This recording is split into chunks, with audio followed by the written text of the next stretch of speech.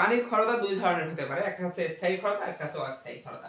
স্থায়ী ক্ষরতা কখন হয়, অস্থায়ী ক্ষরতা কখন হয়? যদি পানির মধ্যে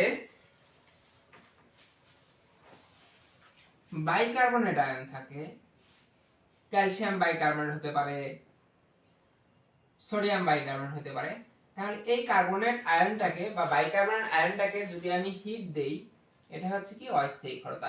একে যদি আমি হিট দেই তাহলে কি উৎপন্ন করে? Calcium carbonate plus carbon die oxide plus পানি উৎপন্ন করে। এই কিন্তু হচ্ছে সলিড পদার্থ, যেটা হচ্ছে নিচে কি হয়, জমা হয়ে যায়। তাহলে এটাকে যখন আমি হিট দিই তখন কিন্তু অস্থায়ী ক্ষরতা দূর হয়ে যায়, কিন্তু স্থায়ী ক্ষরতা কখনোই দূর হয় না। স্থায়ী ক্ষরতা কাকে বলা হচ্ছে? যদি কোনো পানির মধ্যে সালফেট, ক্লোরাইড, নাইট্রেট এর লবণ থাকে, এগুলাকে কিন্তু হিট দিয়ে আমি কোনটাই করতে পারবো না। এই নেগেটিভ আয়নগুলো থাকবে এবং পজিটিভ আয়ন হিসেবে কে কে থাকবে? ক্যালসিয়াম, ম্যাগনেসিয়াম, অ্যালুমিনিয়াম এবং আয়রন থাকবে। তখন আয়রন 3+ থাকবে। তখন আমি এই যে লবণগুলো আছে এগুলোকে কখনোই হিট দিয়ে কি করতে পারবো না, দূরীভূত করতে পারবো না।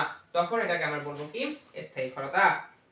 তাহলে এই যে স্থায়ী ক্ষরতা আর অস্থায়ী ক্ষরতার মধ্যে কিন্তু একটা খুবই, অস্থায়ী ক্ষরতাটা আমরা কি করতে পারি? দূর করতে পারি। আর স্থায়ী ক্ষরতাটার মেইন উপাদান হচ্ছে এর একটা হু মতবাদ অনুসারে WHO